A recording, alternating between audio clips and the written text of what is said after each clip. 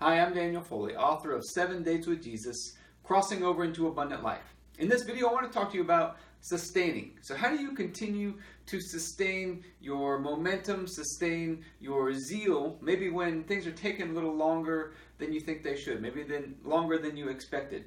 So let's talk about this. We're going to come mainly out of the book of Hebrews today. So we're going to start with Hebrews chapter 1, verse 3.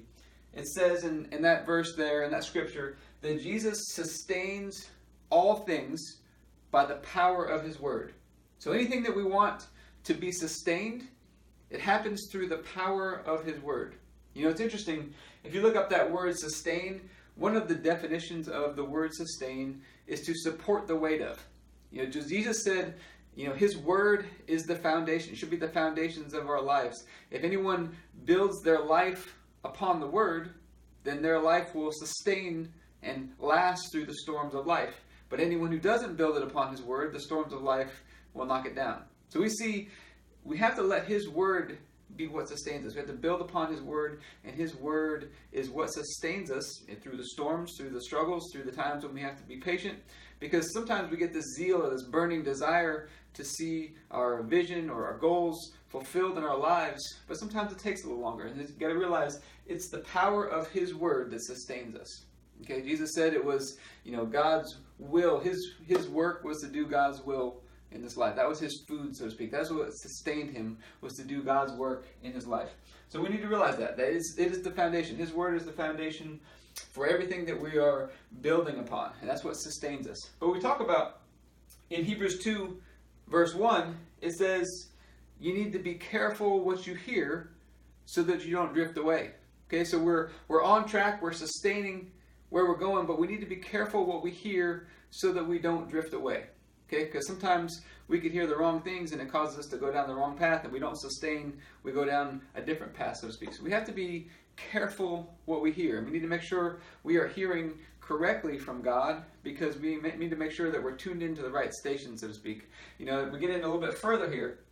We see in Hebrews chapter 3 and chapter 4, in these two chapters, we see God is really trying to get a message across to us. You look in those two chapters there, you'll see the words today written several times. You'll see the same phrase where it says in Hebrews 3 verse 7, 3:15, chapter 4 verse 7, today, if you hear his voice, do not harden your hearts as you did in the rebellion. He's talking about the Israelites in the wilderness. Today, if you hear his voice, do not harden your hearts as you did in the rebellion. So what I want to talk about is you got something you're believing for. Maybe it's a healing, maybe a financial breakthrough, maybe it's a vision or goals that God has given you that you're working towards, a calling on your life. And that word, that vision sustains you for the long term, but on the day-to-day, sometimes you can run a little low, so to speak. Okay, so we're going to talk about, one of the things about God is he's in the smallest details, in the micro, and he's in the big picture in the macro. He's in the littlest to the biggest. He's the beginning and the end, the Alpha and the Omega. He's from everything from the littlest to the biggest. So we're going to have this big picture vision to sustain us. So we make a decision to believe in Jesus and to be obedient to him. We're good for eternity. We're good forever. But then we also have the day-to-day that we have to walk through as well. So how do we make progress and keep our zeal be sustained from day to day? And the answer is found in these verses, I think, which is today, if you hear his voice, which is the first part of this question. So notice it doesn't say today when you hear his voice. Now it's important to understand that God is always talking. It's like a radio station. There's always radio waves going on. And in this room where I am right now, wherever you are, there's radio stations, but you have to have a receiver that is tuned into the correct station to hear the message. Okay? My question for you, are you tuned into the station so that today you hear his voice? Because it doesn't say when, it says if. So that means it's partly on you. Today, if you hear his voice, do not harden your hearts as they did in the rebellion. So we have to make some time to hear his voice. So one of my challenges for you is every day take some time to be still and listen. Maybe read your Bible, you can hear his voice there, but be still and listen and write down anything you hear and see if you hear his voice. And be tuned to it. One of the things you can do that I like to do there is, how do you know if you're hearing his voice? You can start to refine that ability. Is on one side of the paper, list out the fruit of the Spirit: love, joy, peace, patience, kindness, goodness, gentleness, self-control, faith. And if what you hear causes you to have more of those things to increase that fruit, then it's probably from Him. If it doesn't, think about what all the opposites are. Instead of love, it's hate. Instead of joy, it's anxiety and sadness and things like that. If you have more of those things, then it's probably not from God most of the time. Sometimes it could be. But those are quick criteria you can use. But one of the things I want to emphasize, if you want to hear His voice, what I want you to do is I want you to pay more attention to being more present in your day-to-day life, so to speak. Because too often we get our minds where we're thinking about the past, and they say if you think about the past, you can become depressed, or you can become arrogant if the past is really good for you. You relive in the glory days, so to speak. Or you're in the future.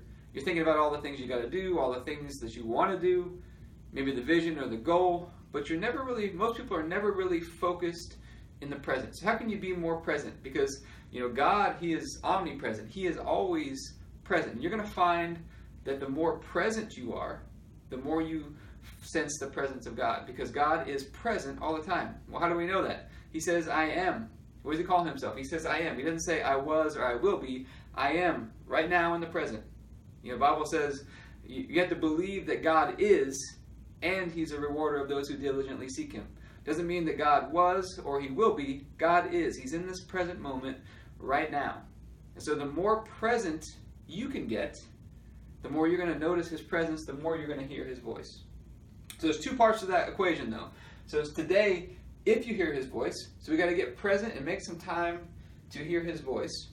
Okay, too often, I think it's in Dale Carnegie's How to Win Friends and Influence People, we think about, we're having a conversation with people, and we're thinking about all the things we're going to say next, rather than being present with them and listening to what they're having to say. So how could you be more present? It's the holiday season, especially right now. How could you be more present with your family as you're sitting around during the holiday season this year? How could you be more present at work? How could you be more present with your kids, with your spouse? How could you be more present in everything that you do? Because a lot of times we miss a lot because we're not present. We're thinking our minds are in other places. Okay? So be present, number one. Second part, today if you hear His voice, don't be hardened to what you hear. So He's going to tell you some things sometimes that maybe are hard to believe. Maybe they're big. Maybe they sound impossible. But be open. This verse in this Hebrews is talking about the Israelites when they're in the wilderness, and God tells them that they're going to go into the promised land, but they see all the giants, and they're hardened to the promises of God. They're hardened to His word, because it said His word would sustain them. He promised them that He was going to take care of them. He promised them that they would go in and take the promised land, but they hardened their hearts, and they could not enter into the promised land. They could not enter into His rest because they didn't believe. So if we hear His voice, that's the first part. We got to be tuned in. Second part, we got to be open. We got to believe. We got to be open, not be hardened to whatever it is that He's trying to tell us. Because where this is really going is even when it looks impossible, it is His word that will sustain it. His word will not return to Him empty, and word will not return void to Him. His word will sustain it. Okay. The other part of this, how do we sustain? In Hebrews 3:13, it says, "Today, daily, encourage one another." Okay? So be present more so in your daily life. Be present, hear the voice of God, be open to it, but also encourage one another. So we've learned this in the health and fitness world for a long time.